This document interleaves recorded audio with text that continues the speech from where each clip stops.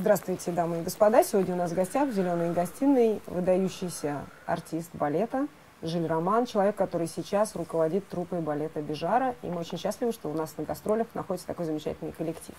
Я хотела спросить вас сначала, как существует сегодня, чем живет сегодня труппа Бежара, что она представляет сегодня из себя, и вы, как руководитель этой труппы сегодня, в чем видите для себя основную задачу после смерти господина Бежара?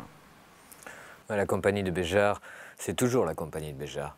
Moi, je suis rentré dans cette compagnie, j'ai passé plus de 30 ans avec Maurice. Donc, depuis le début, on avait beaucoup discuté de ça avec Maurice avant qu'il disparaisse. Et c'était l'idée d'en même temps avoir un répertoire de Béjart, donc reprendre un certain nombre de ballets de Maurice qui méritent d'être repris et d'être montrés au public dans le monde entier, et en même temps faire des créations. Donc, la compagnie marche sur deux pieds. Un pied qui est la tradition et le répertoire, et un pied qui est la création. И, наверное, в этом духе сделана и та программа, которую вы показываете здесь, в Москве. Oui, bien sûr. La compagnie partout dans le monde, vous avez vu le spectacle à Turin, je crois. Donc la compagnie partout dans le monde montre en même temps des ballets de Maurice et en même temps des créations. Donc ici, on a un premier ballet qui est Cantate 51, qui est un ballet sur la musique de Jean-Sébastien Bach. Et c'est un ballet qui parle de l'Annonciation. C'est un ballet assez classique, très pur. Donc on va ouvrir le spectacle avec ça. Ensuite, il y a un deuxième ballet qui est une création que j'ai faite en 2010, qui s'appelle Syncope.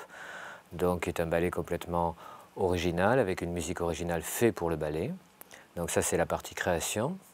Et en deuxième partie, je vais présenter un petit clin d'œil à Stravinsky, avec un pas de deux et un petit solo sur la voix de Stravinsky en répétition, et ensuite le Sacre du Printemps. Поскольку наш фестиваль посвящен «Весне священной» и музыке Стравинского, я хочу спросить вас про «Весну священную» в постановке Мариса Бежара, когда вы сами впервые это увидели, что вас поразило, и почему эта хореография считается таким шедевром в мире? D'abord, expliquer pourquoi c'est un chef-d'œuvre, déjà, c'est très compliqué. Moi, j'ai découvert ce ballet quand je suis rentré dans la compagnie, tout simplement, en 79. J'ai eu un choc, comme beaucoup de monde. Maurice a pris à une manière de traiter le sacre, dans un certain sens assez traditionnel, dans l'idée où, d'abord, il n'y a pas d'anecdotique, il a enlevé tout ce qui était anecdotique par rapport au sacre, et puis, ce qui l'intéressait, ce n'était pas le sacrifice de l'élu, mais c'était la nécessité et la rencontre de l'élu masculin avec l'élu féminine. Donc c'est un ballet qui en même temps est basé sur le groupe des hommes et le groupe des femmes séparés, qui se rejoignent à l'occasion du printemps, et pour Maurice, le printemps voulait dire la nécessité de s'unir sexuellement pour donner la vie. Donc c'est un ballet qui n'est pas du tout dans une vision de sacrifice, c'est plutôt un hymne à l'amour. Donc c'est un... Et je pense que c'est un chef-d'œuvre parce qu'il parle toujours aux gens, il est toujours aussi fort aujourd'hui. Maurice voulait des choses très simples au départ, parce que quand il a créé ce Sacre du Printemps, c'était une demande de Maurice Huisman, qui était le directeur royal de la Monnaie à cette époque-là. Et Maurice avait une compagnie à Paris qui s'appelait le Palais Théâtre de Paris. Et puis Huisman a demandé à Maurice de faire la création du Sacre. Maurice a beaucoup hésité, mais il avait des problèmes énormes à ce moment-là, des problèmes financiers, il a beaucoup raconté. Donc il a accepté. Quand il est arrivé à la Monnaie, il a fait ce Sacre du Printemps en 3 semaines avec 4 compagnies différentes. 4 compagnies différentes. Donc c'est quand même un challenge incroyable. Et dès le départ, à part la première qui était pour les gens un peu chics, dès le deuxième spectacle, le Sacre a fait un triomphe. Donc c'est un ballet qui garde sa force, qui est très lié à la musique, ça veut dire à des blocs sonores agglomérés. Voilà, donc je ne pourrais pas expliquer pourquoi c'est un chef-d'œuvre, il suffit de le voir pour le comprendre. Поскольку вы сейчас возглавляете эту труппу, и, наверное, перед вами встанет и кадровый вопрос, на какие качества артистов смотрите вы, когда отбираете их в труппу? D'abord, il faut des qualités de vrais danseurs. Il faut des qualités techniques, parce que la compagnie est quand même très technique. Il y a beaucoup de chorégraphies qui sont très difficiles à danser. Donc il faut une technique solide. Mais ensuite, je l'ai choisi sur ce qu'il dégage.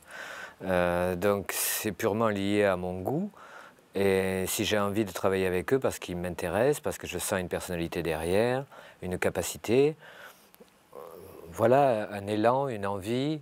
C'est très important parce que la compagnie a une vie incroyable. On tourne plus de 6 mois par an, on n'est que 35 danseurs, on fait plus de 80 spectacles par an et je remonte 2 à 3 ballets par saison, plus 2 créations, disons.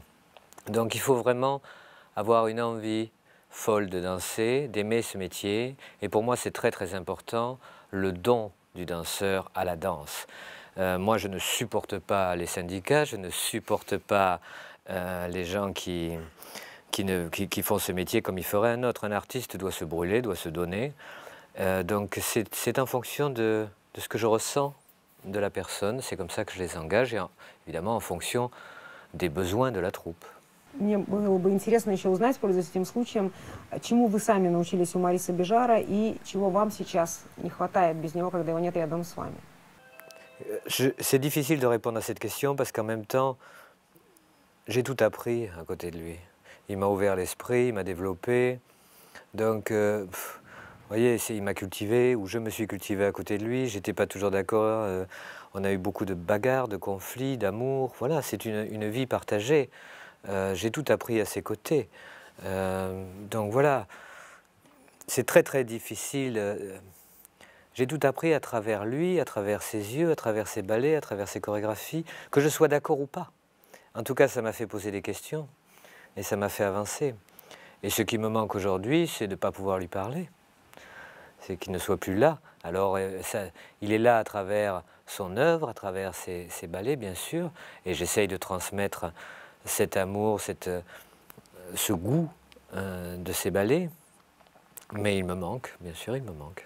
Я благодарю Жиля Романа, который был с нами сегодня в «Зеленой гостиной». Спасибо. Спасибо.